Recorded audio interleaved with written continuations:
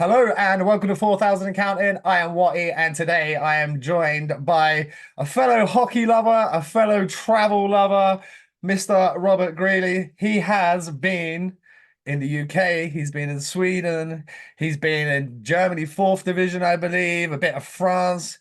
Kind of very similar to what we're doing with road tripping here at 4,000 and Counting. We had to do a little collab and do a little chat. So, Rob, welcome to the show, my man. Yeah, thanks for having me. Really appreciate it. One thing that I've learned over the last few months is that the UK loves their hockey and they love their podcasts. Yeah, man, it's really kicked off when we started doing the pod. There was there was one from Belfast, a view from the bridge, and banners on the wall. And these guys have kind of been around for like 10 years. We kicked around like 4 years ago, and there was a couple, but now the waves coming. Their podcast nipping at my heels. It keeps me honest and it keeps me working, and it makes me go out into Europe and get new experiences. And kind of what I wanted to talk to you about. I first came across you. I believe you might have been in Manchester or Fife. You were at whatever trip it was. I started following you on social media. I thought it was great content. Um, Obviously it goes back before then. When did you start like becoming a digital content creator and more specifically around hockey? I've been working in the sport of hockey now for probably just around 11 years. Okay. So I was pretty fortunate being from a small town in Newfoundland and Labrador. So any of the UK folks know we got a pretty tight history with you guys. We were the last province to join Canada, and I'm closer to the UK here in my home of Newfoundland than I am on the west side of the country here in Yeah. Canada. So um, yeah, just from a small town on this island. So, got pretty lucky with some early on opportunities to just do a lot of hosting with the senior hockey show out here. So it was a really good league. I mean, we've had players who with like NHL experience, like Terry Ryan playing that league, and even Okay. Aaron Asham for the old. I guess he was with Pittsburgh for a while. So any of those old fans would kind of know those names. And I remember him from the New York Islanders. yeah, okay, fair enough. He only played a few games, but again, too, like a lot of what those guys have spoken in the media and stuff, they've always been impressed with the play that was in the senior hockey league here. So I got my start kind of hosting that show, doing some color commentary for things like the Newfoundland and Labrador like hockey winter games, and then like hosting shows when the St. John's Ice Caps were here as the Oh, Montreal okay. Canadiens Yeah. AHL affiliate. So, and even writing in the local newspaper and everything like that too. So, started when I was around like 15. I've always kind of wanted to do this. I told my third grade teacher I wanted to be an author, and as the world Okay, kind of cool. goes on and digital storytelling became more of a thing with the content creation, then it's just kind of always adapted with the certain times and really just kind of pursuing my career in whichever way made feasible sense for how the landscape currently looks. So you talk about being a newfie, so from Newfoundland, some absolutely historic hockey players come through there. For those that are maybe a little bit unaware of senior hockey, um, it's classed as double A, right? I don't know what it's class at. I mean, it's changed a lot over the years, I will say. Because there's some good It's players in gone, it. yeah, it's gone from more of a, like back in the day, there was definitely like a lot of talent with like some, former junior stars with like, they had really prominent QMJHL careers or really great university careers within Canada, right? Winning national championships with Santa Fe or anything like that. And they were paid per game throughout the weekend. But now it's very much on a volunteer basis. So Oh, okay.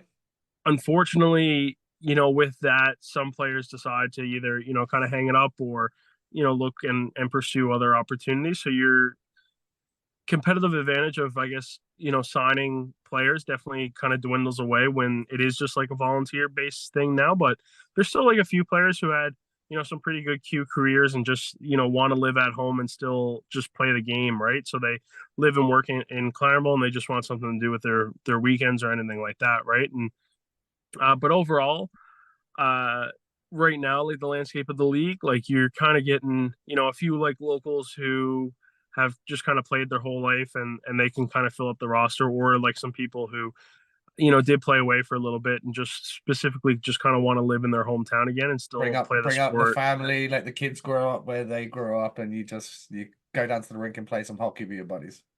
Exactly. And, just kind of still play at a higher level because it's not like your classic beer league. Like it still is a little bit Oh more no, it's competitive. legit. Yeah. And, the final this year, I think game 5 of the final had, like the Southern Shore Arena was sold out. I mean, probably around like 4,000 people, right? So Yeah, that's legit. it's not bad. Yeah. Uh, wow. Did you just say that would they play a best of seven? Yeah, they would for the final. The final is a best of 7. Okay, UK Elite League, are you listening? Even in fucking men's league, they're playing best of seven. That's what we don't have here. How it's done here is very much like the NCAA Frozen Four. You know, Mhm.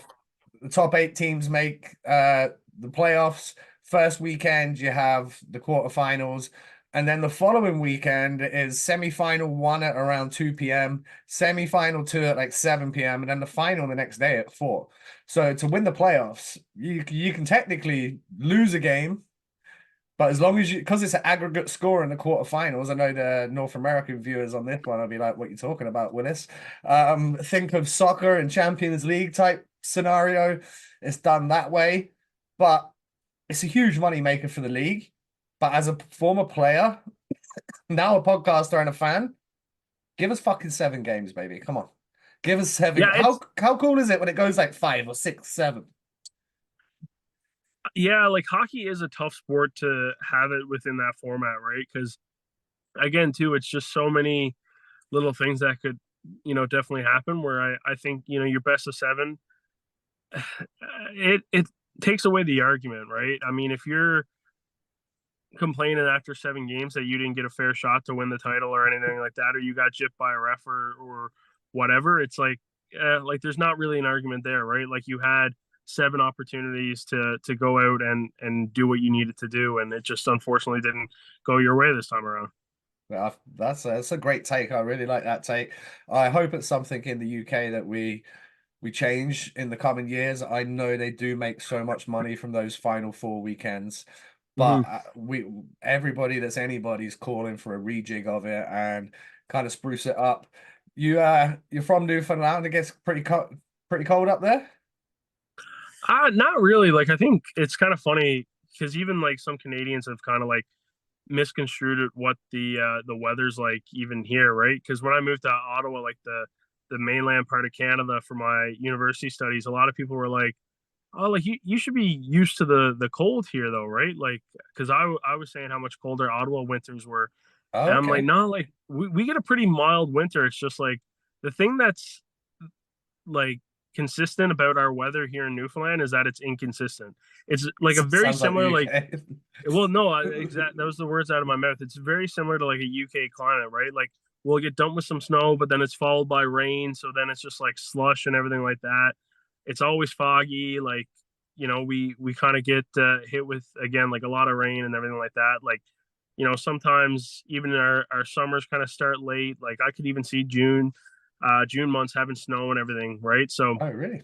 it's yeah, it doesn't really get that cold. I mean, I think like right now it's like yeah, it's not even below 0. So and we're into January already, right? So maybe we'll see some days of like minus 13 or anything like that. But Oof. overall, it's not too bad comparatively, right? Like I mean, Ottawa, you can kind of see like minus 20 pretty consistently throughout the winter months, right? Like that mainland part of Canada, and even up north where I've spent some time recently too with the like Arctic wind chill, it'll feel like minus 60. Ooh, that's not nice. No. My buddy from the UK, he emigrated across to Canada. Oh, God, I think it was middle of like 2010, something like that. He became an ice road trucker. And my favorite thing to do would be like watch his Instagram, and he'd be posting on his stories the next spot he's at. And he'd be in like Winnipeg and it's minus 43. He's like outside, he's like, does the old pour the bottle out and it's frozen. And I was just like, all the pictures of doing that, driving on the ice roads. I was like, what a cool job. But you have to be able to handle the cold if you're going on that gig. Yeah, so like Manitoba, Alberta, like those provinces are a lot colder, and their winters are a lot more harsh than what I get here in Newfoundland. So what else do you do before we get into the hockey talk? What else you do for fun in Newfoundland? I mean, I very much just kind of go about my day. Like it very much what I'm doing now takes up a lot from, early in the morning to late in the evening, right? I mean, I do like staying active. I am competitive in nature, so I always kind of love, either getting outside and just challenging myself with, a good hike or anything like that. Yeah, Especially out here, like our nature's pretty unmatched, and just different things like that. But aside from, shooting and editing and everything like that, like with the content that I'm currently doing, like that element pretty much kind of sums up my life. I mean, we've got a great, some great coffee shops and things like that, especially in the city. It's kind of like, going there and having meetings with people and just again kind of getting more work done, but in a different environment. But yeah, other than that, I mean, it is very much the thing that like the thing that I need to realize too is like if I want this to succeed and I want this to have like a strong foundation, which is what I'm trying to set there now, like it does need to require, upwards of pretty much my whole time that I'm awake, right? yeah. It's when you're doing these trips and you try to video it and you try to enjoy the game and you try to get stuff that people would like that maybe you don't like, and then you try to put it into some sort of format that people can digest and enjoy. But then you've got a day job and you've got other things and commitments, and it does take a lot of effort. So I, for one, having done it, appreciate the effort that you put in to do the content, which brings me to what brought the European trip on, and how long were you planning it out? I mean, to be fair, what brought it on was the fact now that I do have a lot of buddies who are playing over there from, the work that I've done in my career. And so a few of them are kind of getting ready to hang the skates up. And this is something that I always wanted to do to help give them some memories. But mainly what kind of inspired it, and I guess what made it a realization was back in 2019, there in August, when I was doing some work with our university team, I flew over to Germany and we played in 3 preseason games against pro German teams as a Canadian university, and Perfect. honestly just loved the atmosphere, loved the energy. Was really surprised with like the initial response. Like I think I put out a vlog from that trip that wasn't anything special.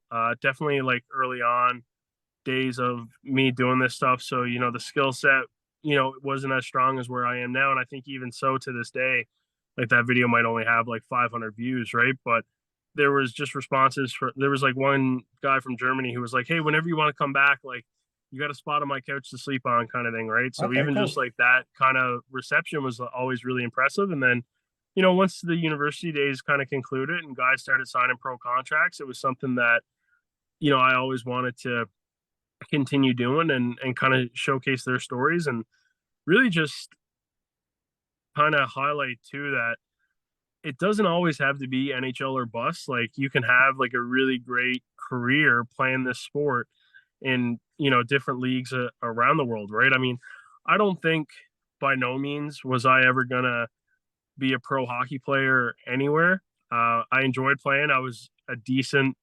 okay-ish high school goalie, but nothing too crazy. But however, it would have actually been a little bit nicer to know, like, oh, hey, you know what? Like, if I take this a little bit more seriously, who knows? Maybe I could have got my education paid for and then, played a year in a lower level league in Germany, right? And just got a fully different life experience, right? So Yeah, totally.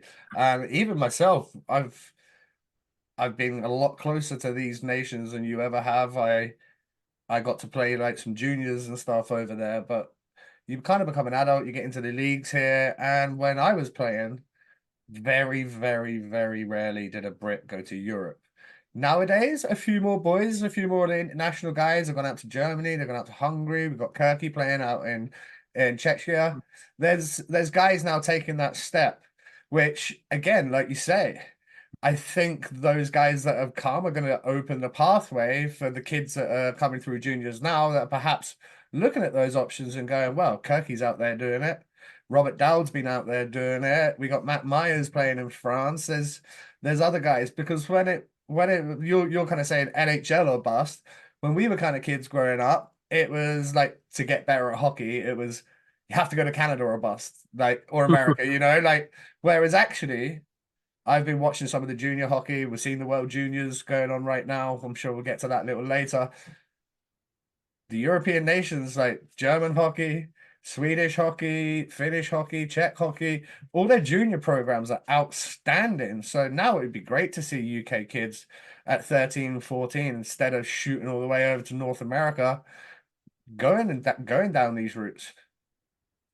Yeah, I think you get a really interesting career path from a lot of these European players now. And, you look at the NHL draft sometimes and you're hearing guys get selected from, the Dell in Germany, or, whether it be even like top Czech leagues or the Yeah. Slovakian league, right? Because they're playing in those men's leagues basically at like 16, 17 and whatnot. And that's how they're developing. And I think it is a really interesting way to kind of see that career path um, transpire. And so, yeah, I mean, it seems to be working. I mean, out of the final four there now, there's only one North American team in Yeah. the semifinal. Yeah, and exactly that. Canada got put out in overtime. That was no, was it in overtime? 11 seconds before it went to OT, if I'm not mistaken, Mm-hmm. actually. No, That's you got a spot on there. Yeah, that's got to suck. That's got to really suck, especially the way the goal went in. But for those that know the UK hockey game, the goal that got us promoted to the top pool, Pool A, was a game against Hungary. There was a face-off with 25 seconds to go. The puck gets drawn back on left side face-off, and Robert Farmer's against the wall, and he just throws it across the ice, and it fucking ding, ding, ding, ding, ding in. That was enough to get us there, and we stayed there for years on after that. You just got to put the puck to net, right? You said you were a goalie. How much of a nightmare is it when you're stood there and you're like, this guy's a shooter, this guy's a shooter, he shoots and it goes off the defender's skate and it's all of a sudden it's behind you because you're going a different direction. It's so difficult to change at that time. Yeah, I mean, especially with today's day and age with the game, I mean, goalies are so structurally sound. They're a lot more, traditionally just bigger. I mean, it's very rare to find any goaltender now under like 6'2", right? So they're taking up a lot of the net. And for the most part, if they can see the puck, they're pretty much stopping it, right? So, Yeah. there's very few players in the world that can actually truly beat a goaltender just based off of release, right? I mean, you are strictly kind of talking about a handful, right? And so when you look at, okay, how can I, score in a game now, it's very much, system play and seeing how you can move the puck around, getting them on their skates, having to go across the crease and everything like that, and putting traffic in front of the net and just, trying to get deflections and everything in that nature, right? Because it is really almost the only way now that you can kind of consistently score, because it's very rare that you're beating a goaltender now, unless you're, say a Nathan McKinnon with that style of shot, Yeah. just being in the slot and having the privilege to kind of just rip one. Yeah. It helps when you can wheel about 80 miles an hour around out there. Yeah, there's a few times in my career where I've kind of seen things unfold in front of me where I was like, wow, like this is different. And one of those being when I was at U Ottawa, our ice rink there becomes like a practice facility for the away teams of whoever's in town with the Senators sometimes. And so I got the photograph of Colorado Avalanche practice, and McKinnon was just on the ice, and it was like, wow, like this is one of those few times where it's just like, wow, like this is something that's just different. Yeah, just a special player.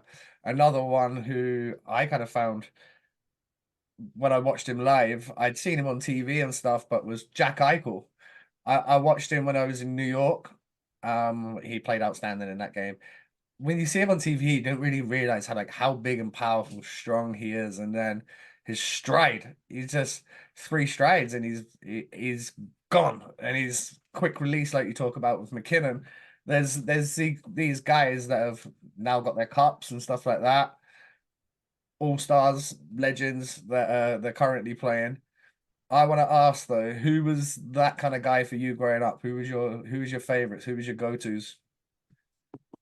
I think, as a kid in Newfoundland, you always admire the players from this island because there isn't many of them, right? And so Danny Cleary was the first Newfoundlander to ever win the Stanley Cup. He did it with the Detroit Red Wings there, and that like 2008 rivalry there with the Pens, right, where they went back and forth, kind Yeah, of swapped Stanley Cups and whatnot. And so it was a lot of fun watching Danny when I was just an early hockey fan. And it's cool now that we've kind of crossed paths in our career, and you can kind of now have the casual conversations with somebody you looked up to as a kid. But as a goalie for me, and especially with Montreal being our closest organization here, like I've always just admired Carey Price and the way that he played the game. legend. Didn't get the Stanley Cup, unfortunately, but just somebody who is so dominant that I think will just always be a little bit underappreciated because of the pressure of playing for the Montreal Canadiens organization and not winning the Stanley Cup. I think will always kind of be just underappreciated overall from hockey fans in general. On one side of the argument, I understand why it's so important to have the Stanley Cup. But on the other side, you can only do so much as an individual. Like, I mean, and that guy stood on his head for over a decade. Like, it wasn't his fault that they didn't win the Stanley Cup. Like, he was exceptional. And there's other players. You see guys that score a shit ton of goals in the league, they don't get their cup. And people are like, oh, should he be in the Hall of Fame? Should he not? Where do you sit on that? Because it is quite a polarizing topic whether you should be in the hall if you don't have the cup.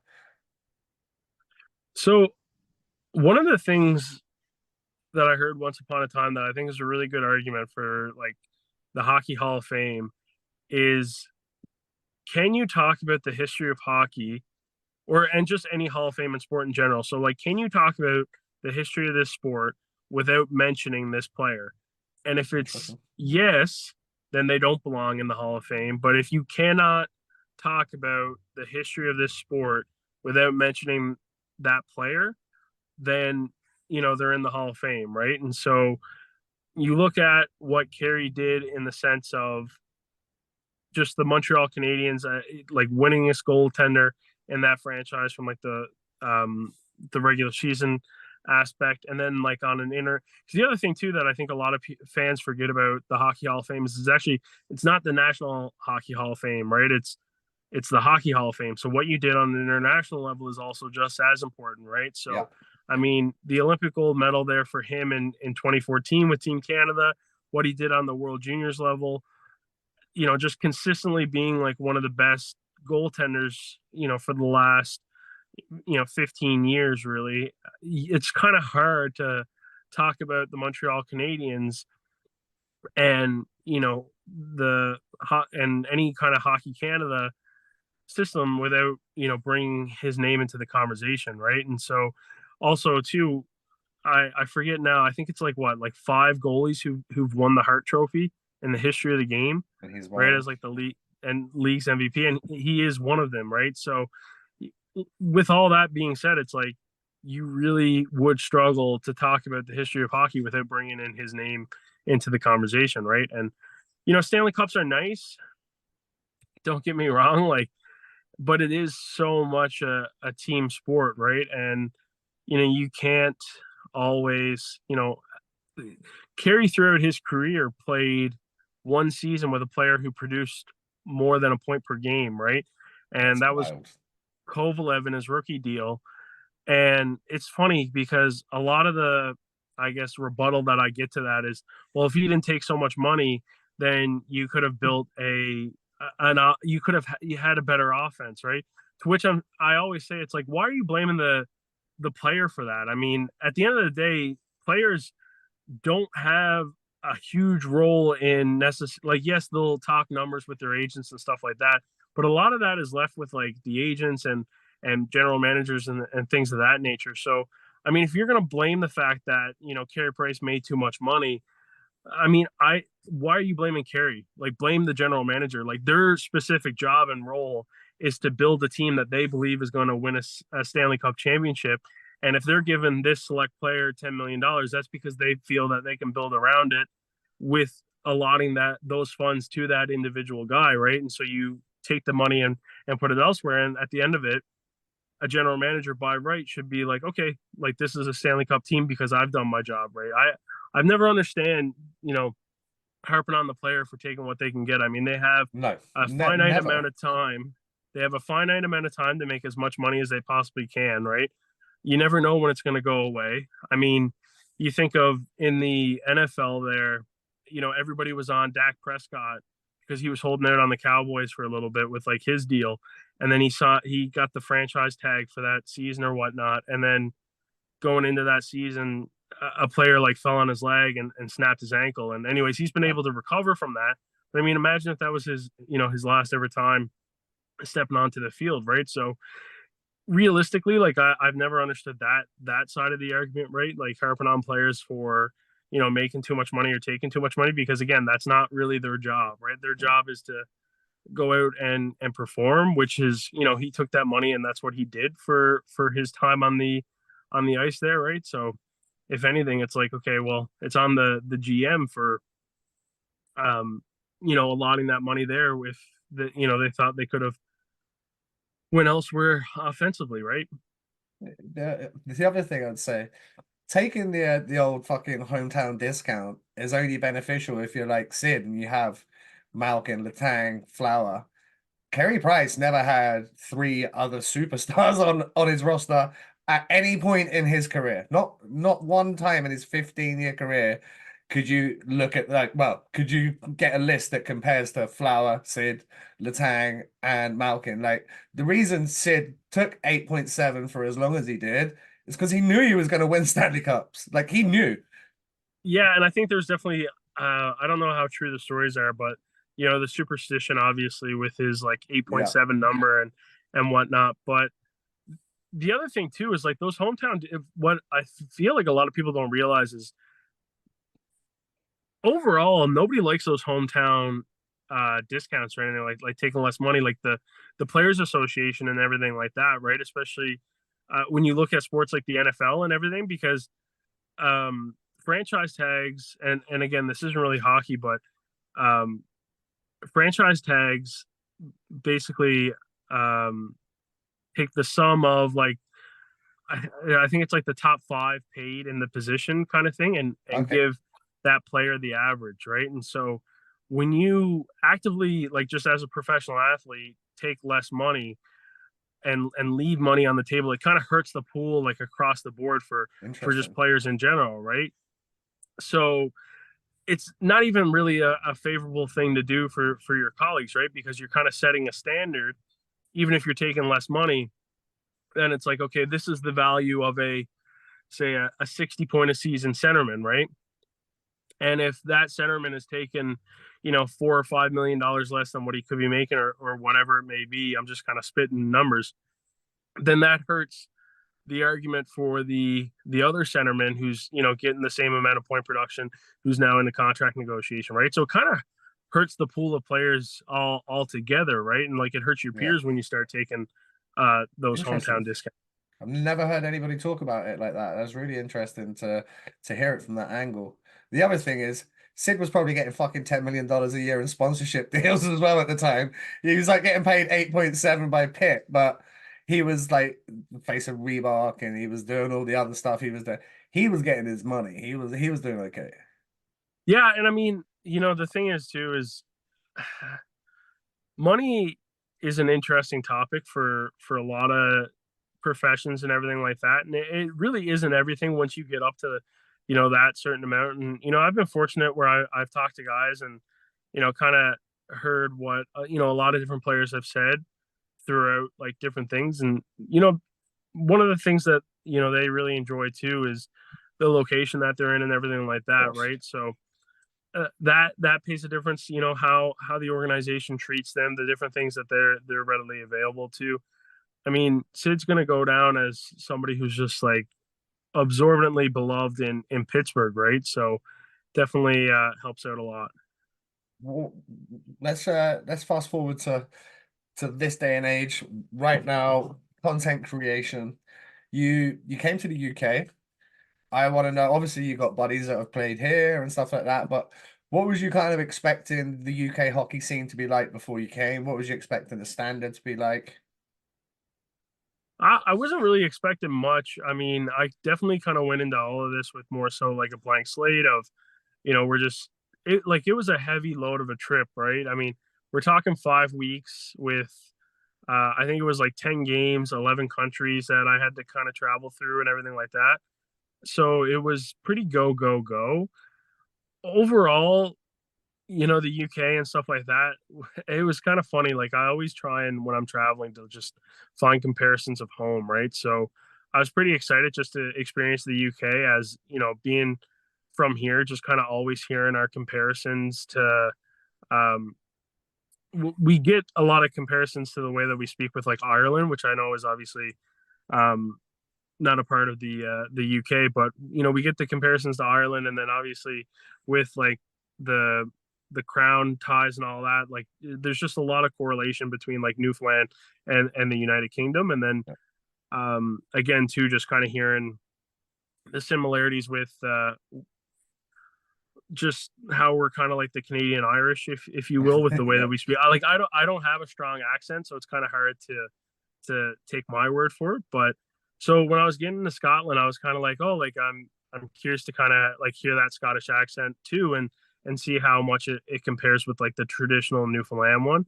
And I was actually surprised with how hard I struggled to like just pick up on what a few things people were saying, because it was even though kind of similar in the sense of like very fast speaking with some of the like the personal like traditional slang. It was cool to kind of see and just see the comparisons and everything like that, and I guess get an understanding of sometimes when people come to Newfoundland for the first time and they hear some of the like the more traditional accents coming out, like what that experience must be like for them, right? So Yeah. getting to kind of experience that in Scotland was a lot of fun. And then within England, I mean, it was also just kind of one of those things where it's like, man, like this is really cool. Like this is Manchester, the city of like two of the biggest sporting organizations in the Oh world with yeah. like United and City. And I think it's really cool that, Manchester Storm players get to say that, they're a professional athlete within the city that has, some of the biggest faces in sport, right? And so when you look at it just from a comparative thing, right? Because there's almost always like a little collective club with the sporting professionals in a city, right? So the Blue Jays, the Raptors, and the Leafs, and every like the rugby teams and such that like play in Toronto, like they sometimes always kind of like co-collaborate, or they're engaging with each other's content and everything like that, and Yeah. you're kind of iconic within the city of Toronto, right? So I just found it really cool and interesting about how like Manchester kind of had that element to an extent with just if you're a Storm player, you're literally playing a professional sport in the same city alongside guys like Holland Yeah. with Man City, City. who's arguably one of the best players in the world. Yeah, it's awesome, man.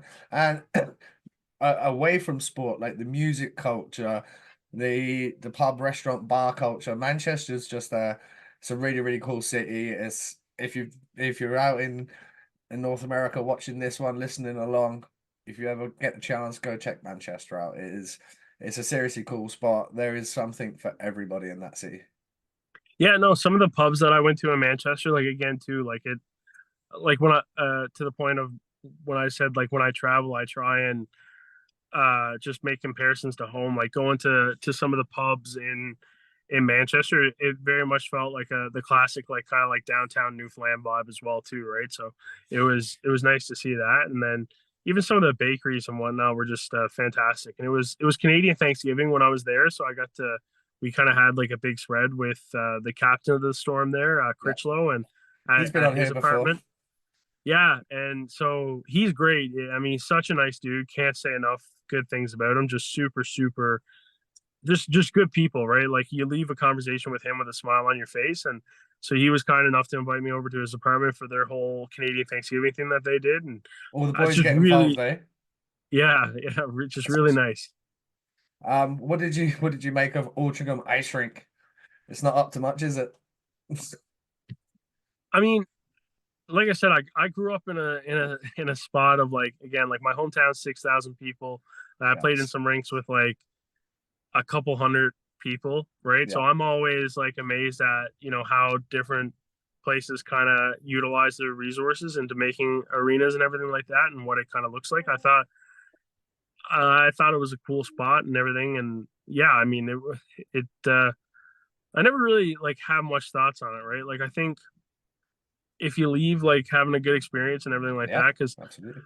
it's, I think sometimes we just like to fixate on, because I know why you said that, because I have gotten a lot of comments of people telling me that I should have went to this rink or that one, because like the Manchester one's a shithole apparently. But I really enjoyed it. I thought it was well put together. I thought that it had some just unique characteristics that really makes it stand out. And if you're in a position too where like you're being a tourist and you're going to a different spot, like you kind of want to experience something a little bit different. Oh, absolutely. Like, don't get me wrong, you'd had a great time. You went to Belfast, went to the arena there or whatever. But like, if you said you've done university hockey in Canada, you've done AHL experience of shit. You've seen an arena like that fucking 30 Yeah, well, I mean, times, 30 times.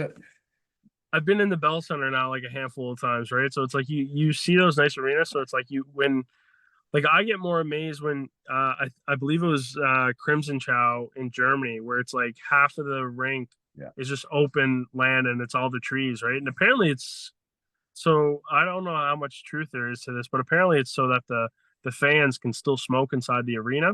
I wouldn't be That's surprised in Europe, but especially Germany.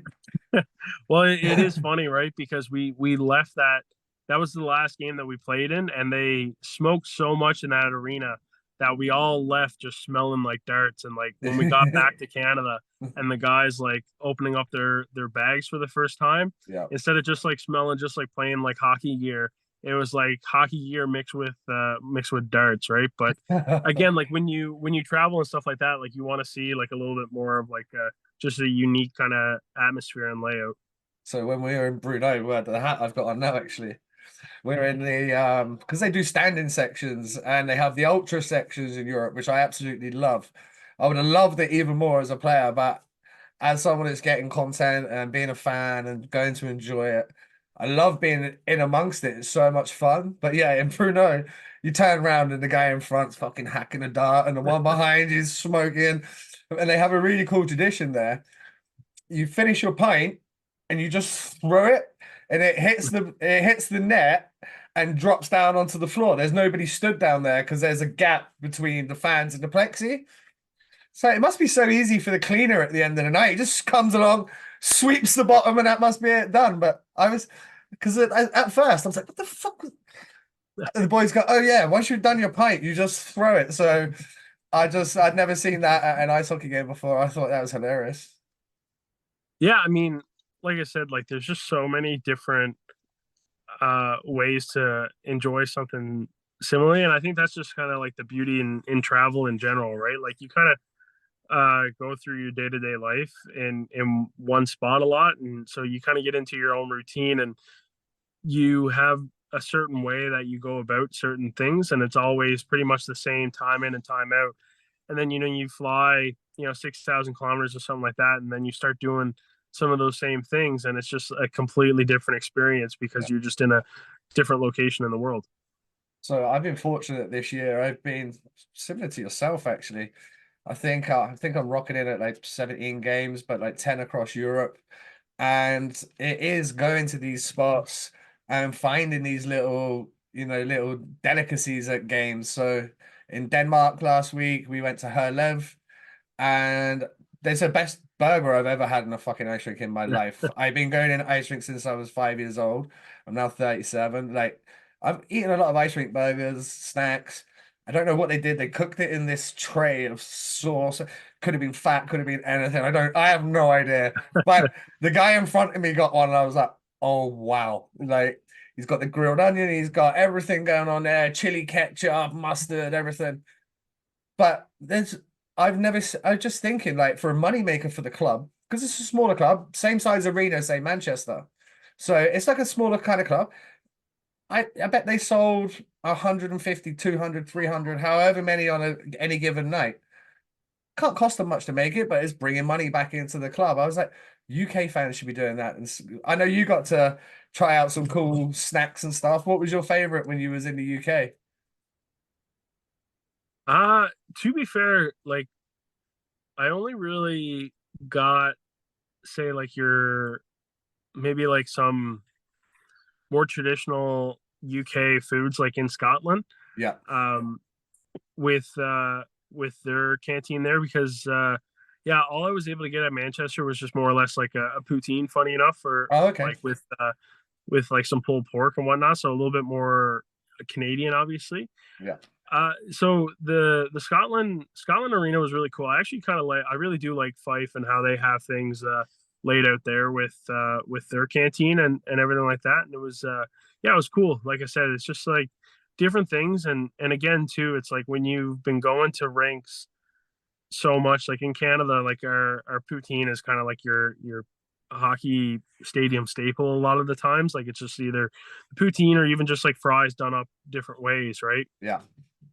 um when you then get to go to a different place and just kind of see that there's a few different options on the menu and everything like that, then again too, it's just cool to see how people around the world like to experience or even get comfortable with watching the arena, right? Like even hot drinks in Canada, it's a lot of like coffees and hot chocolates, not a whole lot of, or even like teas, like not a whole lot of anything different. Maybe trying to think of any rinks sell like ciders and stuff like that. Not off the top of my head that I can think of, but even just getting to try like that Broville, Bovril, yeah.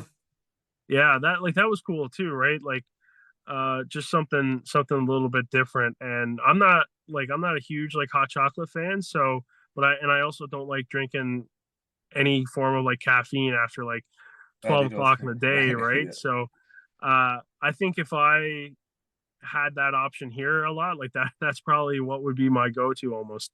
We'll have to send you some out.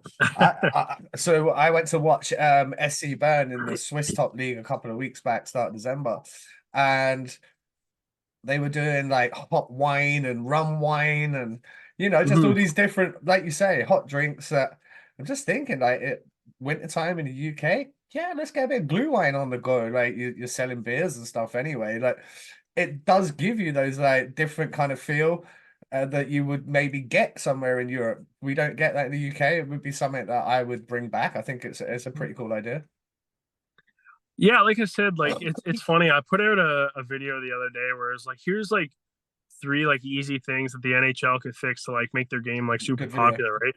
Yeah. Yeah, thank you. I mean, it did really well, and like I mean, whenever a video performs that well, you definitely hear more from the other side of the coin of just people who don't like it, right? So it was kind of funny, how upset some people got over some of the ideas there, right? But I think again too, it's like when you need innovation and things of that nature, you gotta look elsewhere, and you gotta see like different things that have worked in different places, and what kind of version could that look like here, right? Because I will say, like, as much as I love the sport of hockey, like it is in trouble. Like it's declining, like participation, like it's an expensive sport to play. So expensive. Um it's so you really need to, like, it's the NHL, it's an older fan base, like it's not bringing in as many younger fans as it used to. And when you look at leagues like the MLS that are just like growing at an exponential rate here in North Crazy, America, right? right? Yeah, and obviously, it definitely helps having like, global superstars like Messi join an organization there and start playing, right? But overall, you I think if you care about the sport of hockey, you need to care about the fact and recognize the fact that it has a lot of problems across the board, and it's not growing as much as it probably should be. And you really need to just look at like some different ideas, right? And kind of bring in some uh different avenues and just ways to bring in a new fan base to enjoy the game, right? And so I think there's a lot of different ways that you can do that. I mean, one of them even being with yeah, just simple things like uh, this is one of the ones that a lot of people hate it, but in France, when like an icing or an offside happens, they just have like a little flashcard on their um, stadium. On the big jumbotron. Yeah, just explaining what the rule is, right? So even like things like that, right? And a lot of people had a problem with that. I don't get why, like, because I think people don't realize how many times that like accidentally people end up in like NHL arenas, whether it's like you get tickets for like a work raffle or anything like Yeah. that. And also too, like I'm not just saying like across the board that would make sense in every NHL arena. Like, yes, the average fan in Montreal is going to understand like the rules and stuff like that, but like different markets around North America, you'll always kind of get like a few people who are showing up for the first time because they got tickets with like a work raffle, or like maybe one of their friends who was into hockey texts them last minute was like, Yeah. hey, got an extra ticket if you want to go, right? And so it's funny because it really wouldn't take anything away from the game. And from a game operation standpoint, like, yeah, it's a little bit extra work with like making the scorecard graphics and having them come up on the board, right? But I think it's a net positive when, if you got a group of people there who are there for the first time, they can a little bit more easily understand like what's going on, right? Because it was funny, a lot of the rebuttal from that was just Google it, right? Like if you don't understand, like it's your responsibility to understand, but it's like, Miss the next 3 shifts while you're fucking reading about icing, yeah? but again, too, that's the privilege of, us having the knowledge to actually know what to Google, right? Yeah. You're going to be sat like when a whistle blows for an icing, if it's your very first hockey game, you don't even know that that's like an icing, right? So it's Yeah. like you literally would have to like type in why why does the whistle blow when a player shoots the puck from his end to the other in hockey, and then you might get the answer, right? Like Yeah. um Very so long-winded way around it, yeah. yeah, so I mean, like I said, like there's little different things that you just kind of got to look at to make the game a little bit more opening for a lot of different people. And um again, just like it's tough, right? Like it's an expensive sport. It's it even in North America, like it costs a lot to go to a game and stuff like that, right? So you just got to look at ways that you can make the game a little bit more affordable, make it a little bit more accessible to everybody, and really get people to come out and leave having a very good positive experience, right? And so uh I think sometimes just looking elsewhere to see, because the thing is too is like not every idea is going to be a good idea, right? But Oh no. at least if you're having the conversation, uh you can allow for there to be change, right? And I mean, any of those ideas that I mentioned in that specific video, they might not work, but if it starts the conversation and then you're kind of going, okay, well, like, why don't we, okay, this isn't going to work because of this reason, but why don't we look at it from this angle? Then, you might actually get somewhere foundationally that could, really have an impact on the fan experience in a North American setting, or, just hockey in general. So when I watched that video of yours, it got me thinking, what have I seen in Europe other than beer chucking? What have I seen that is different from the UK? What did I like and what did I not like? In Denmark, when the puck would go down, the woman would go icing. Like she would announce it. I was like, okay, that's cute for the first period, and then after the second and third period, it got my tits. I didn't want to hear it anymore. That was a bad thing. But at the very same game, something that I did love, which we don't have in the UK referee, funnily enough, reffing out in Denmark, Andy Dalton. Play happens in front. The guy cross checks him. They call a 5-minute major. And they have the other referee, him, have their little consultation. They go into the penalty box. They pull the iPad up. They've got an instant review on major penalty calls, which we don't in the UK, to my knowledge. Bang, right there and then. 2 seconds later, whistle blows, 2 minute. So they went back on their decision. They didn't think it was worth kicking the guy out the game. They only give him the 2-minute penalty obviously we all know the massive difference between a 2 minute power play and a 5 minute major where team could score 3 goals and you still got a guy in the box. By getting that decision right, there can be no argument when it comes to a team missing the playoffs by a point or whatever it may be. I thought that was something that I really liked and I would like to see brought to the UK game. I think it helps the referees, and the referees right there, they went from a 5 to a 2. They changed it. So they're happy to admit that they got it wrong initially and change it and have the right result come out of it in the end. Yeah, I mean, hockey is such a fast-paced game, right? So having those replay definitely ensures for a little bit more of a level playing field with, some of the calls that you're going to get. But again, too, like I think there's a lot of exciting things happening in the sport of hockey that, we should kind of be paying attention to. I love the 3-2-1 point system, for example, that you see a little bit more in Europe, and now with the PWHL here that just started in North America, the women's league, and they even have a rule too with if a goal is scored on, like if you score a goal shorthanded, you Kills you that get PP. it ends the power play, right? So really different rule. I mean, I like it. I think the only thing that I am a little bit skeptical on is like it's kind of unfortunate if say you're down by one with like a couple of minutes left and you're on the power play. So you pull your goalie for the extra attacker so you can get that 6-on-4. Yeah. And now if they get the empty netter, then your power play kind of goes away. Yeah, but I that's guess tough. I never thought of it like that.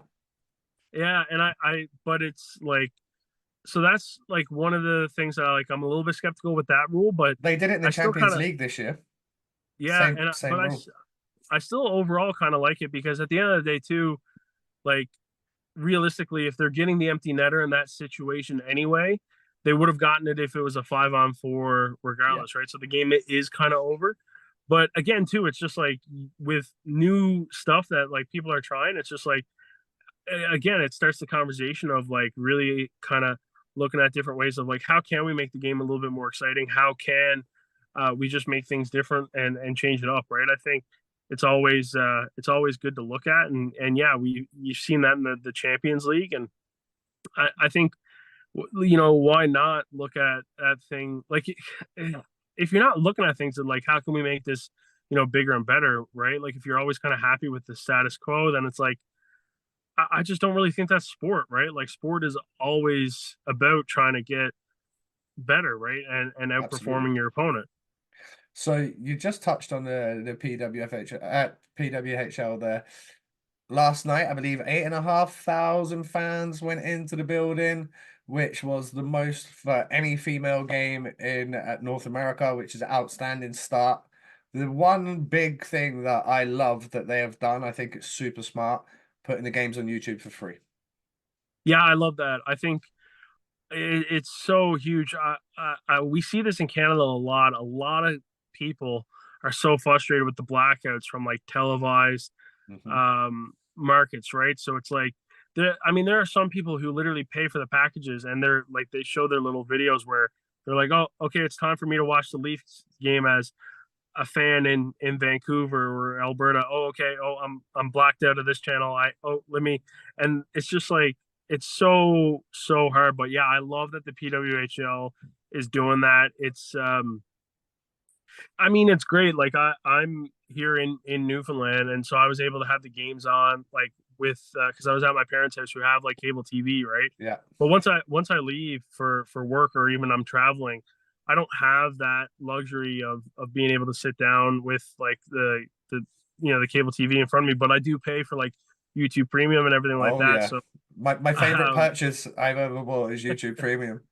Oh, it's great to like no ads and everything like that. So it really just like turns it into another like streaming service and stuff. So the fact that they're doing it on YouTube, like I've always been a fan of that. I've always any individual who like is in charge of a league that has ever asked for like my 2 cents on certain things, I've always said like, man, like invest in like your own streaming service and like or like just a place where you're putting the stuff too, right? Like who knows what kind of money it could bring in with like Google AdSense and everything like that. But I mean, they pretty consistently had over 15,000 people watching those games, right, on a live stream that's going to go for 2-3 hours, right? So you think of just like different revenue opportunities that you can open up then from advertisers, and again to just like the Google ads that you'd be getting, and things of that nature. It's just like it's just more money in another facet, right? And it's like if people are watching it on YouTube, like they're really,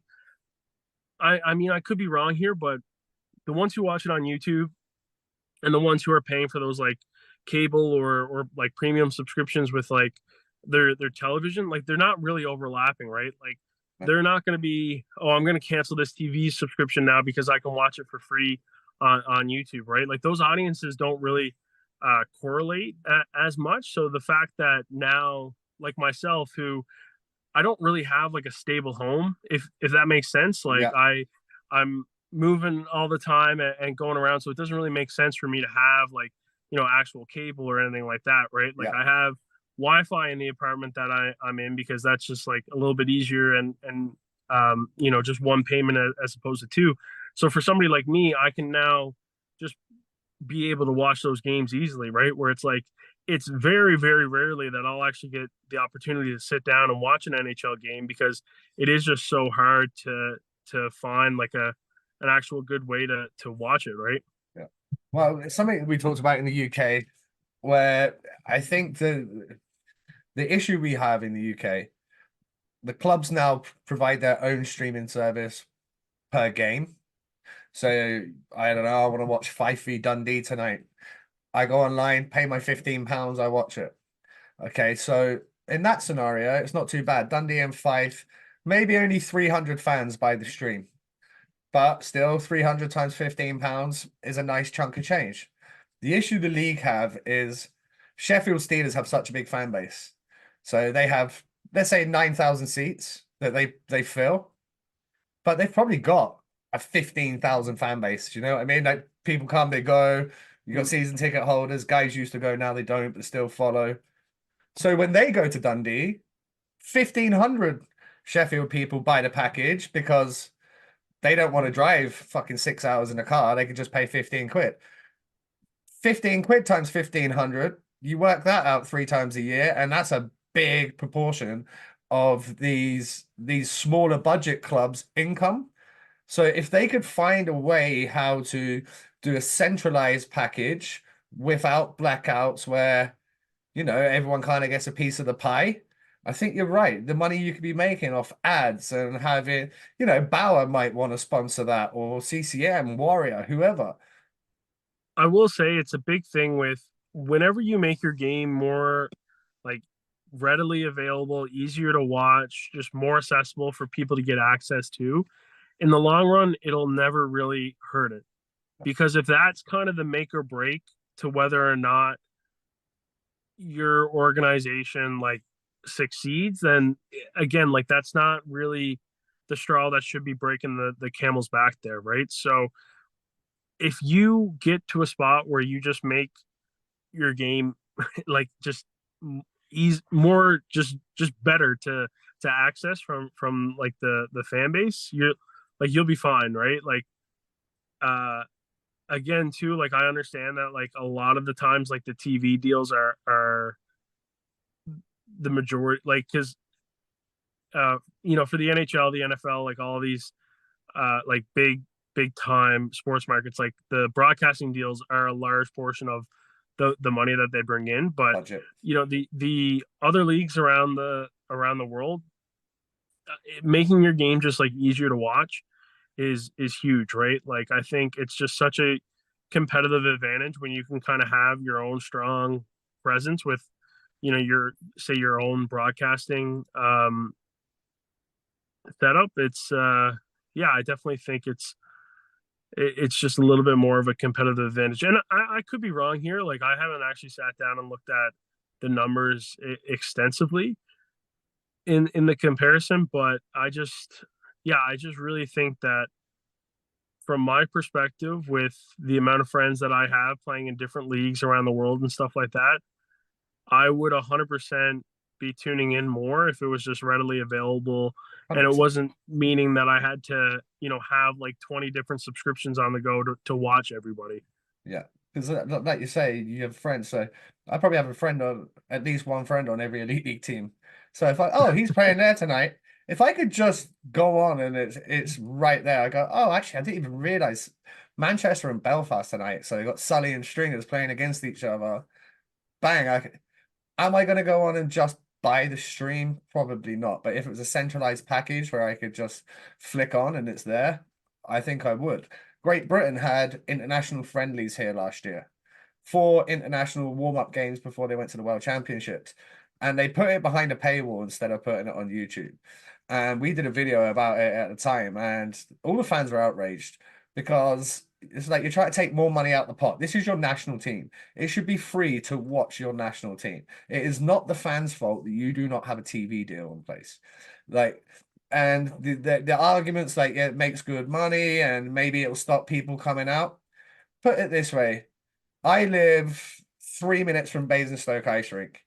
Let's say next year they decide they're going to stream all their games on YouTube. I'm not going to fucking sit at home on Saturday night and watch it on my computer when I can go 5 minutes down the road and be in the arena and be amongst it. I don't think that argument stands up because anybody that's watched a hockey game live and then watched a hockey game on TV, unless they're crazy in the head, will tell you being there live is a million times better. Yeah, it's funny. I to that argument, I'm always when I like organizations, I'll always kind of say like if you're genuinely concerned that the people aren't going to show up anymore because they can watch it on YouTube for free, why are you like why is that a concern? Like why is your fixation on that? Like your fixation should be like, wait, is our fan experience in the arena really that shit that people would rather spend their Saturday nights at home by themselves watching on a laptop versus being in the arena filled with like, great food, great entertainment, like a good laugh with like the intermission stuff, celebrations and everything like that. Like there's certain moments in time where it's like you genuinely want to be there in person to say that like I experienced this. I was like, I mean, there's so many Canadians who were at the Vancouver 2010 Olympics when like Crosby scored the golden goal. Yeah. My uncle, he lives and works at like Abbotsford, so not too far from Vancouver. So he was actually with his employer. He like won an award, so he was like gifted a box suite. So he like talks Ooh, he let's he go. talks about he talks about that all the time with like he's like, oh, like when the Americans tied it up, like he's like you could literally hear a pin drop in the arena, right? Yeah. And like it was rocking like as loud as it possibly could up until that moment, right? And he was just like he gets into detail so much about like the differences in the atmosphere, right? From like moment to moment. And then obviously when Crosby scores that goal, the place absolutely erupts, right? But like that's like bragging rights that he has that he was physically there Yeah. for that experience, right? And again, too, it's just like uh I was lucky enough to work a few of these games with the University of Ottawa. We have the largest university sporting event in Canada with us versus our crosstown rival Carleton. It's a football game called the Panda game. So American football, or I guess Canadian football, right? Like the um sorry, I always try and like be conscious of like the UK audience when That's all when right. I'm saying football. They'll know. They'll know what you mean. So I'm like, yeah, but anyways, it's so University football in Canada, and we get about 24,000 out. Awesome. So for context, the national final, if it's like in Laval, which is like a storied organization here in Canada, the national final for the football, if it's like in Laval, would be like 19,000. Oh, so it's blowing that away. And this is a regular season game, right? Like this is just a rivalry game that like there's a little panda trophy for it. And so like I got to work and be a part of the U Ottawa football organization for my good 4 years there. And I was fortunate enough to be a part of 3 or 4 panda wins, and it's just like being physically there in the stadium, especially my first year that we won it, we like broke the streak of losing it for like 5 years in a row. And it's just like absolutely, like I couldn't imagine watching that game anywhere else other than like being physically there in the Yeah. stadium, right? And that's the experience that it brings. And even sometimes when I'm not fortunate enough to be back in Ottawa for that weekend, like I don't like I'll turn it on because obviously like it's my alma mater. I You am got to do always like it. I'm always rooting for the guys, but like when I'm watching it, I'm just like, oh, like all I want to do is Be there. physically be there. This it's like the whole YouTube angle and the content, whether it be Instagram, I mean, some of these younger kids, TikTok, whatever it may be. The idea is entertain the fans that you got, try and grab some new ones. And I think by having games on an easier platform, more digestible, and out there behind less paywalls, you will start attracting new fans who, guess what, will go, I wonder what it's like to actually get down to a game one day instead of just sitting here watching it in my apartment. Because like if you watch your first, if you just switch on YouTube right now and there's a game on, some guy gets smoked center ice, and it's the first time you've ever seen that, you're gonna go, "What the fuck was that?" I want to see that in real life. These guys on knife shoes skating around 30 mile an hour, drilling each other. I want to go and experience that. Guess what? You then go to your local arena, your local team, and next time you might take your buddy, you might take his missus, and all of a sudden there's five, six of you guys there paying 15, 20 pounds a ticket, buying a hot dog, buying a jersey. And that is where you'll start seeing that money come back that maybe you lose out on initially. It's funny you say that because I was watching this video today from he's from Ottawa.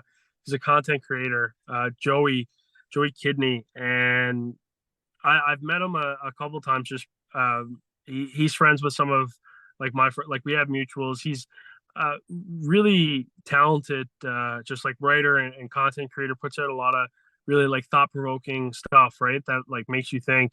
And anyways, one of his videos came up today, and I was just watching it. It was kind of like 2024 goals or whatnot, and I was Yeah. just kind of skimming through it quickly. And he was talking about like the classic New Year's resolutions and everything like that. And he talked about this point of it, like cookbooks.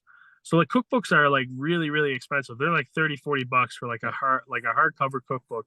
And so he was saying, he's like, just talking about like eating good food and like going out and like trying new things, and like there is a lot of like pride in being able to like cook for yourself and like making new dishes and trying new things, right? So he said, next time like you're at a bookstore or anything like that and you come across a cookbook, he's like, open it up, find a recipe that like you find interesting, take a picture of that recipe, and then go home and make it. And he jokingly like apologized to all the chefs out there and stuff like that, right? But he's like, Yeah. if you go home and make it and you like it, then like the only rule is you have to go back and then buy that cookbook, right? So it's like that Right, bro. initial investment of like 30-40 dollars is so like daunting to a lot of people, right? It's like, oh geez, I gotta buy this book now, and like I'm probably not even gonna ever open it, right? So a lot of people don't even initially make that purchase, right? But if you're like, oh, you know what, just like snap a quick pic of like one of the recipes off of the book, and like now you have that for free. Go home, you make it. You're like, holy smokes, this is my favorite dish ever. Like, what else is in this book? Let me read more pages. Right now, that like $40-50 investment isn't like so daunting, right? Yeah. So I don't know. Maybe the chefs disagree with me here, and they I'm they sure they do. they I'm sure they do, but it it's just with it's any an sort of interesting business, concept, it's a right? good, it's a really, really good concept, and it kind of alludes to what we were talking about. We've been going a while here, so I do want to get back into more of the European stuff. Mhm. We've touched on the fact that you obviously came to the UK, but you've done other countries as well. Do you want to let everybody know like where you've been and what kind of cool things that you've seen that maybe you wouldn't have seen in North America? Yeah, so I mean, the very first game that this all started out with, like, since I've been trying to like stockpile a lot of this content and working on like getting like the photo book done and everything like that, was so I started in Czechia of like 2020 December of 2022. Then we went to Romania right after, and then that finished up December of 2022. And then in October of this year, we started in Norway.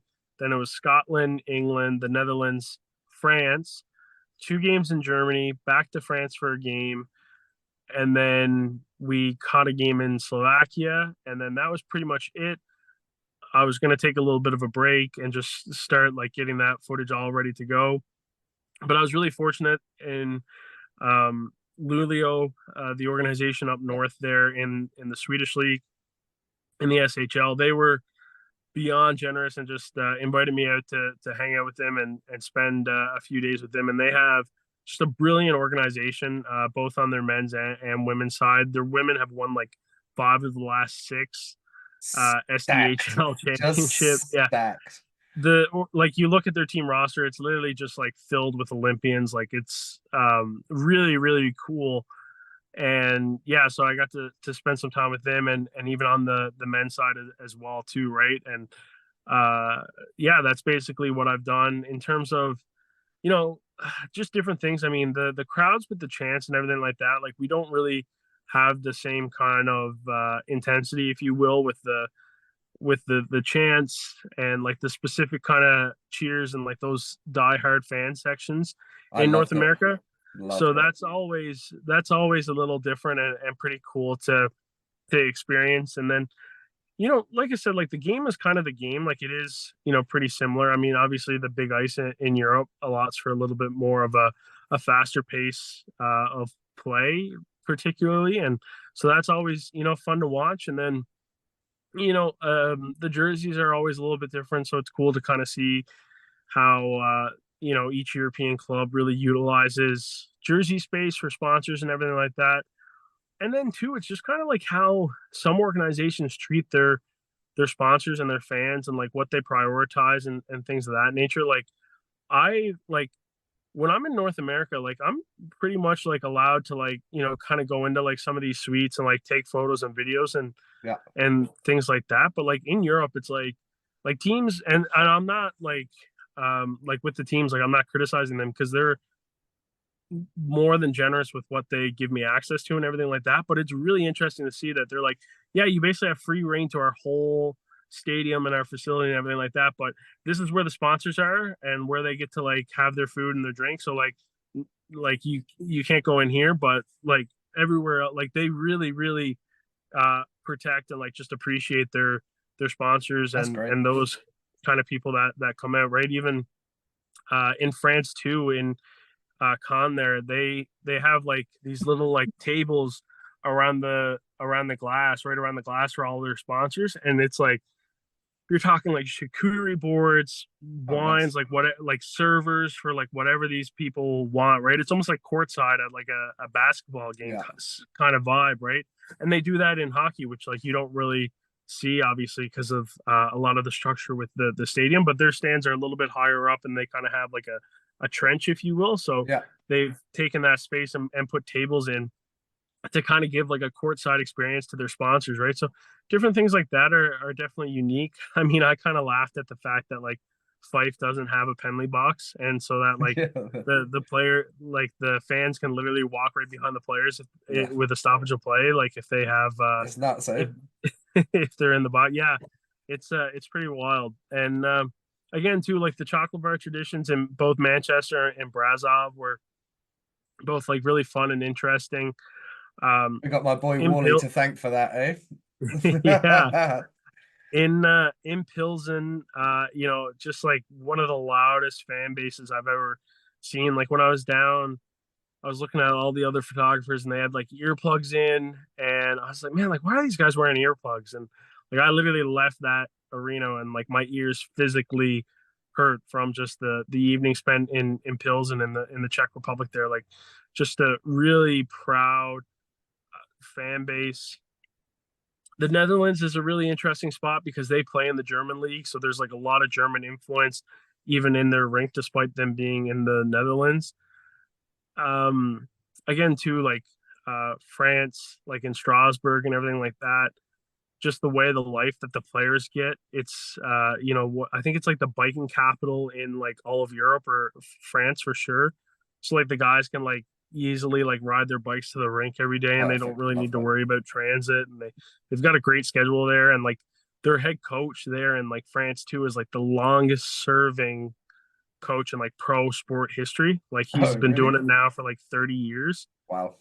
So like you think of like 30 years of keeping like ownership and management, like a fan base happy enough that like you don't get canned in sport is incredible. And they were in League Magnus for a little bit, but they've predominantly been in France too since he's been there.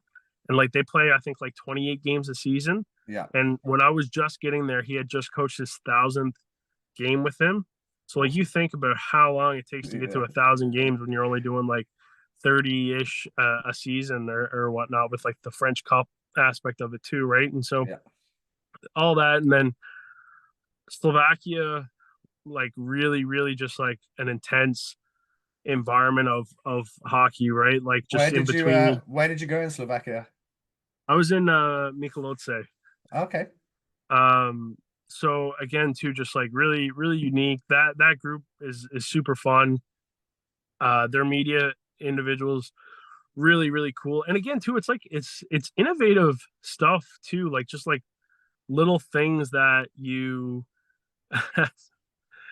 so I'm like recording this in a car, and I'm not even joking with you. Somebody's like getting pulled over right in front of me by Oh, by the really? cops. Yeah, That's so I don't know if they're like seeing the headlights come on my forehead or whatnot. But sorry about that. But that's funny. like um even in Slovakia, like it was cool because like in that arena, they just scan like a lot of people that give me the media pass and stuff like that, right? And they had it there as well too. But in like their media room and like some of their locker rooms and doors and everything like that, like it's all like thumbprint. Oh, that's So cool. when I got there, they literally just scanned my thumbprint, and then I had access to all the rooms that I needed to go into, right? And it definitely helped because it's like, I didn't need like to have my contact next to me, right? And it's super cool because it's not like they're giving me like a passcode that they now need to reset and like once I leave the arena, because obviously like I'm not a part of the actual organization, right? Yeah. So once I was done for the evening, they just delete my fingerprint off the Yeah, that's so like smart. the what's the word, like the data face or whatnot, right? And then so like little things like that, right, where it's just like, oh, like this is just like a little bit different, but it's so much more efficient. That's super efficient. What's did you get to watch any of the World Juniors when you was in Sweden? Yeah, so I caught opening day, which was really cool. When Lulio reached out to me, that was kind of one of the things that I was like, because it is expensive to like pull these trips off, and like, Oh yeah. obviously the content's definitely like a long form investment, and I'm not expecting it to like immediately pay off for like all these trips or anything like that, right? But we're, like I said, we're still laying the foundation, and when they reached out, it definitely helped that like um I was able, like within the time I was able to get to like 3 games with them, and then also like the World Juniors being there, I could catch opening day and do some stuff there. And so yeah, it was really cool. Definitely had like some of the cooler moments in my career there. Funny enough, I ran into like on Christmas Eve, I ran into like half of Team Germany. Okay, cool. And again, like as a Canadian growing up watching this tournament, the fact that like it was funny, one of their guys came up to me and just like flipped his phone around. He's like, "Hey, is this you?" And like had my profile on the phone. So obviously like I had done some work in Germany, and a few of them have watched like some of the videos, and they just like the work and stuff like that. So like as a kid who grew up in Canada and like just grew up like constantly like watching that tournament and stuff like that, like really, really cool that the fact now that like some of the kids and the young guys who are like playing in that tournament are like watching a couple of my videos and consuming it and whatnot. So I am really glad that I made that stop in, and yeah, just had the opportunity to chat with those guys for a few minutes. Unfortunately, their tournament didn't go as well as I bet that they hope, but just Especially after super. beating Finland, eh? Yeah, I know it looks so promising, and unfortunately, that's just the way that the sport goes, right? But That's a uh, tough tournament, that. yeah, but yeah, again, like just a great group of guys, and just super super nice. Really enjoyed chatting with him and things of that nature. So just made the stop into to Gothenburg for opening day worth it. Just getting the experience of bumping into them. What's up next for you? I mean, a lot of it now is just like finishing all the stuff that we have already filmed and worked on, right? So I had a great conversation with like Braden, like the guy that I've been working with, who's from like Newfoundland, super talented creator, and he's been helping me just like with the editing and some of the filming on the videos that we've done like locally here in Newfoundland. And again, he's incredible. He's been a great help to just kind of like chat with, and also too like the workload that he's taken on with like editing some of these pieces. So a lot of it is getting that out, and it's funny. Um, you asked like what's next, and I kind of came up with this idea today, and this just A little reading some exclusive of here on 4,000 accounting then. Let's go. the yeah. Well, no, and any organization that's like listening or anything like this, I'm like, you know what would be really, really funny? And like I'll do whatever they need me to do, honestly. Like I'll pass whatever physicals, but like I used to play in net. I'd love for an organization, doesn't matter what league. I mean, I'm stupid enough where like I'm like, yeah, you can throw me in the Swedish league, like the top league, like one of the top leagues, or the Swiss league. Like I don't care. Give me like, I mean, I'd love to say I played a full game as a goalie and am as now like a professional hockey player, but I can be negotiated to like 20 minutes or something like that. But like Yeah. one organization in Europe or like literally anywhere in the world that is classified as pro, that's one thing that I think would be absolutely hilarious and like really cool to work on, is like actually getting me to the point where like I lived the Canadian dream of like being like a pro hockey player. Yeah. So if any organization wants to give me like at least 20 minutes of ice time in net, I genuinely I'll do whatever they need me to do. I'll come in with like whatever physical that they need me to do, like whatever testing results or anything like that. I'll start warming up, and I'll train again, and I'll see if I can get my legs back to the high school days or whatnot. But I When was the think last time you had the pillows on? When was the last time you were literally high school. I Not to like be one of those guys, because listen, even if my knee was 100% fantastic, yeah. I would have never amounted to anything as an athlete in the sport of hockey. But yeah, literally like high school. Like I probably dislocated my kneecap like 8 times like That's throughout not good. throughout high school. Like tore the meniscus. So it was just never, and like again too, like I just wasn't that good.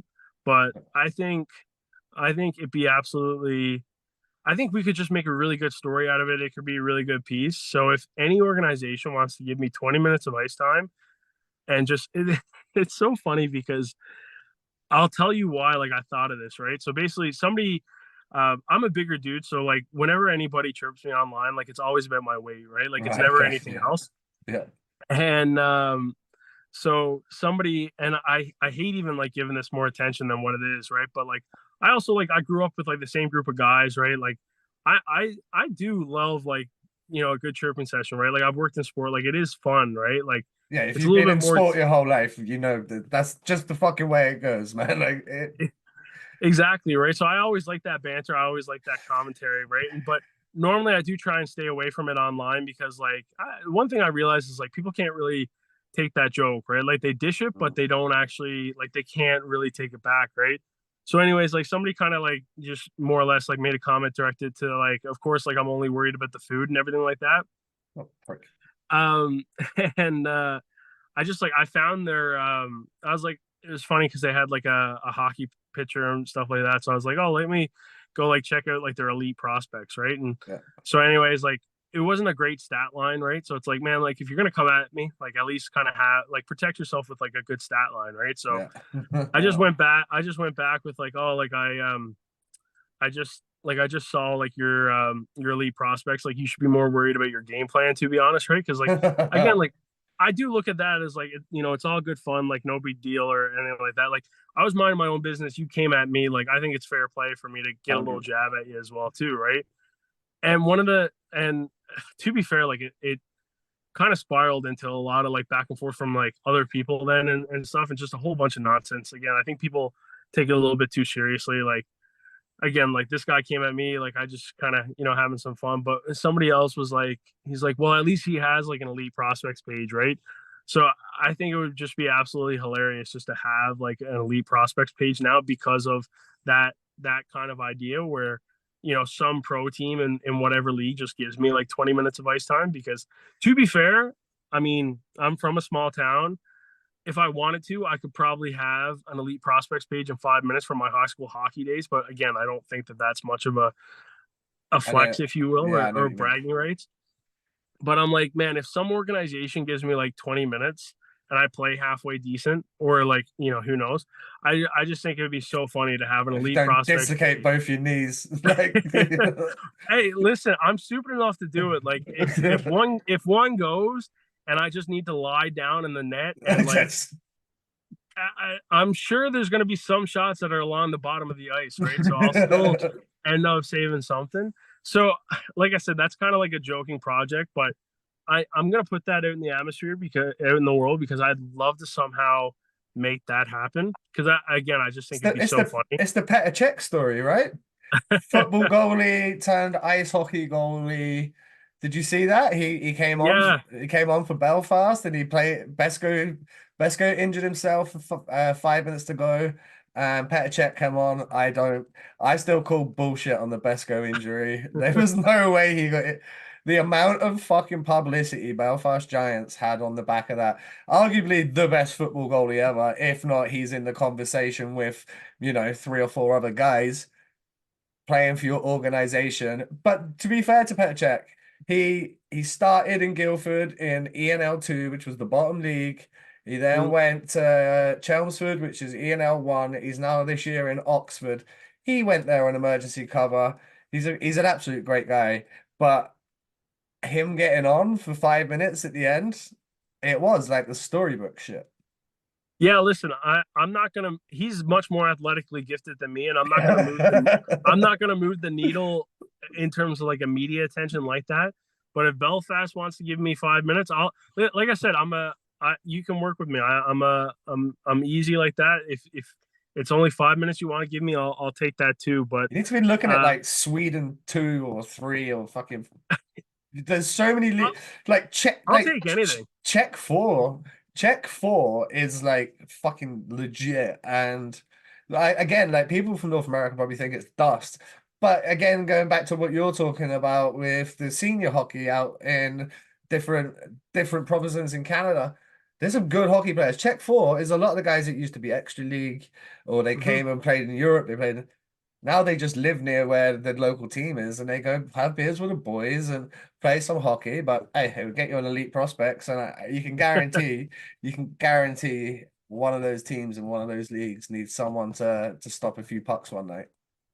Yeah, like I said, I just think I think it'd be a pretty funny concept, but all in all, like on a serious note, like what's next? I mean, I just want to make like, you know, better, bigger and better videos. I do think like what we have coming out is really gonna just really impress some people and shock some people from what we've already put out, and just give a whole new insight to it.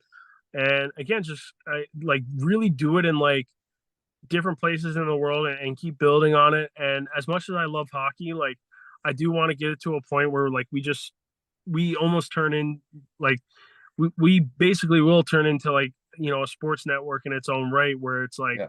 you know one week I'm in the UK showcasing like with like say like a sport like mini documentary of like this hockey club in this area and how unique that they are, and then the next week we're flying to Japan to like live with sumo wrestlers and showcase like that traditional Oh, that'd be sport really cool. in a whole new light as well too, right? And then we finish that up and we're flying somewhere else, like to spend some time with a boxer in a different part of the world or whatever it would be, right? So like I just think sport is so wonderful. I think it brings a lot of people together. I think it's one of the few areas where so many different people from so many different backgrounds can kind of come together in an evening for like a commonality. And I think the more that we just showcase that all around, like I just think the better. And I really want my mark on what I do in my career to very much be just showcasing the wonderful stories and like just inspiring people, and really realizing that there's a bunch of different opportunities anywhere through sport, where whatever it may be. And I think that's a perfect place to end it today. That yeah. is what a message. It is a great message because obviously I'm solely focused on ice hockey, but I do have friends who are boxers, rugby players and stuff. Being from the UK, rugby's huge. And their stories are just as interesting as any hockey guy that I've ever spoke to, you know. And Hmm. the fact that you're going to go out and showcase that, I think by the way you do your content, and like you say, you've only got better. You will only continue to get better, and it's gonna. I think there's big things in your future, my friend. Yeah, no, I appreciate it, and hopefully you can have me on again sometime. Where Anytime, man. I apologize to your viewers. I'm headed to the airport. I'm a little under the weather, but I wanted to get this done before like where I'm going. The cell service and stuff like that is always not the greatest, and I'm still setting up the apartment there. So I wanted to at least get something for you. So I hopefully appreciate it. we can do it again when I'm feeling 100% and I'm not in the car and I'm in a nice little studio and we can really go into everything. Yeah, that would be absolutely fantastic. I wish you the best of luck for the rest of the year, and who knows, maybe I'll be seeing you on Elite Prospects very, very soon. Hey, like I said, I mean, I'm pretty easy to get a hold of. So any organization, I'll, we started at 60. I mentioned 20. We've said five now. I'll even take a minute, two Yeah, minutes. let's go. Right, thanks very much. Ladies and gents, you know what to do. Like, subscribe, share, do all the good stuff, and we will see you for another episode very, very soon. Peace.